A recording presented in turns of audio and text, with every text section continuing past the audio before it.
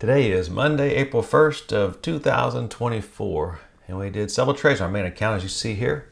We'll start up top. We bought to close the BCO April 19th $75 cash put option for 10 cents per share. You see in the chart behind it, it's scheduled to announce earnings during the next option expiration cycle. So I want to get that closed out. So happy to get it closed out real early, about 18 days early. So of course we're looking to put that capital work, and we did right afterwards. We sold to open the SJM May 17th 115 put and got 96 cents per share for that. So looking at our charts here, we already had one of these and we're adding to this position. We have room for one more, so hopefully we can get that done here the next several days. So I would love to wait for it to come down, but with us taking this position off, I wanted to go ahead, and us having some capital from positions that closed last week, I wanted to go ahead and put it in something so we can have that time value premium continually working for us. First, what I don't like that it found resistance against this red 200 moving average. Looking over here at the weekly chart, also found resistance against the red 200 moving average and green 50 moving average. So I don't like that. I do like on the weekly chart that it made a higher low here. Hasn't made a higher high yet, so we expect it to come back up here. It's kind of hitting up against that red 200 moving average. So it's a down day today. I'm recording this a few minutes early, about 12 minutes before the market closes. So a little bit might happen over the next 12 minutes, but probably not much. But overall, I do like SJM, Smucker. I do believe is undervalued, and we gave ourselves pretty good room for it to come down. It has to come all the way down here to 115. It's about $10 from where it's trading at right now before our 115 put is challenged. A little bit of a tough situation right now as far as trading in individual stocks, because as I'm going to show you here, a lot of them announced earnings during this cycle. Now we can still sell the April options, but you kind of get down, I believe it's about 17 days or so. It's 18 days. And so not much premium. So I like to sell as May options because nicer premiums up front. So when I scroll up here, I've sorted our watch list by the next earnings, as you see here. And so if we go to the May 21st, you see that there's just not many. You see it's really about, 15, 20 that announce earnings after that. Now we do have quite a few that are starting to announce earnings. And see, today is April 1st, so we have one tomorrow, which is paycheck. And then we have several more this week. And then it really heats up right around actual option expiration date, which is around the 19th, 18th or 19th. What was it, the 19th, yeah. So around the 20th, that next week is going to be a ton of earnings. But we want to try and avoid going through there if we can. So we're going to kind of tiptoe here, and we'll get some creative trades. But SJM is one that doesn't announce earnings until, I believe it's on into June. So we're good with that and look to add to it. Then we did add to our HPQ by selling the HPQ May 17th 29 put and bought the 25 put for protection and got 31 cents per share. Not as much as we've been getting for the other ones, but again, it's another company that's not announcing earnings. See, it's supposed to announce earnings early June, so I like that. And overall, I do really like what I see here on the charts. We see that, we'll switch over here to our weekly chart.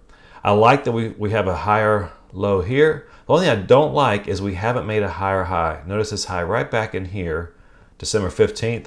It's pretty much the high where it found resistance about a month ago right in here. However, we do see nice buying volume over the past month and a half, 2 months on this weekly chart. But it is going to hit up against here. It'll be a matter of will it push through that 31.17 area. But the weekly chart looks nice. We see nice higher lows here. Found nice support, the green 50 and red 200 moving average on decent volume last week. So I like that. And we're down here at the $29 strike price. So if it were to come down, it'd also be hitting up pretty close to this upward sloping trend line here. So we have several areas of support. We have the moving averages here, the green 50, red 200 on the daily, this upward sloping trend line. So overall, I like our trade here. And I think we have room to add 2 more, which I'll look to do tomorrow or in the near future if the opportunity presents itself. All right, then SPX, we did a trade several weeks ago where it has a higher probability, where we did a put debit spread. We sold some pretty far out of the money naked put options to help fund it. Got some nice premium and looking to do some of those. That's nice to do those when you have a bunch of earnings coming up. But we also want to start building a nice hedge. The market is very high right now. And any bad thing that happens, I don't want to, I hate to talk about it, but any bad thing like a terrorist attack or just, really threats from Russia or who knows, the market's so high, we could see a big decline right now. Look at this weekly chart on the SP 500. I mean, it's just phenomenal. what it's done.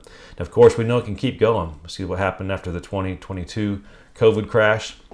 So definitely can keep going, although it is, in my opinion, pretty overpriced right now by at least 20%, as I mentioned in this past weekend's video. But I like to start building a hedge, and this is what's known as a black swan event hedge. And so what you do, and we're going to slowly build this over the next week or so. It's going to cost us some money up front. Then you'll see after that, we should be able to keep this ongoingly and do it for not much of a debit. So what we did is we sold 3 of the SPX July 18th $2,900 puts, which is pretty far out the money here. Notice if you look right up in here, that SPX is trading around 52.36, so pretty far out the money. Almost, not half, but not far away. And it's the July expiration. So we have about 3 months, 2.5 months. But what we did, so we collected that nice premium there, and I broke this up because I was having a hard time getting filled for a fair price. So I did break this up. But we used that and then some to buy 5 of the SPX, same expiration date, 28.50 put options. So we did come out of pocket. I believe it was around $330 or so plus commissions, what it ended up costing us. I plan to do 3 or 4 of these.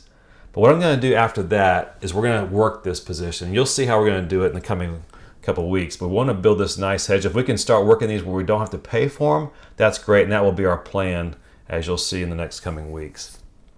So that's just a nice hedge, and let me show you I wanted to show this to you also, so I can bring this down so you can see it. So this is the profile of this trade. So just notice here that if the market experiences different drops, you have 30% drop here, this position will be worth $900 or $9,200. So it costs us $330, and again, we're going to try and work it so that we're actually getting them for free in the future. But if the market dropped 30%, this is up $927. So for $330 with the potential of a win of $9,200 if it drops way down. So obviously we don't want that because we're overall long, and that's why we're building these hedges. So I do want in the coming months, I want to build a nice substantial hedge. So if when the market does experience another drop, like it tends to do, you'll start to do it a lot more often.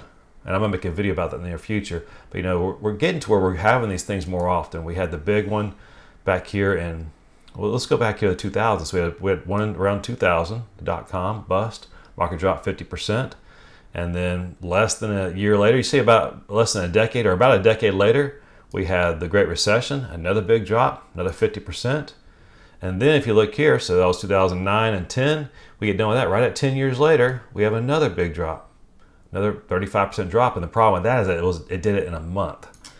So, we're not quite at that decade mark yet. By any means, we're not even quite halfway there at 2024. But if we can get a nice hedge built over time, and we can do it basically for free, that's what we're going to do. Seeing the orders, I'm going to put a limit order to buy this back when it gets down next to nothing. So it should leave us some time where we have this extra 28.55 of the put options sitting out there. And we're going to build a nice portfolio of hedges here. So if you have any questions, please, of course, message me on Patreon or on the YouTube video. And that's all for today. I hope you have a great evening.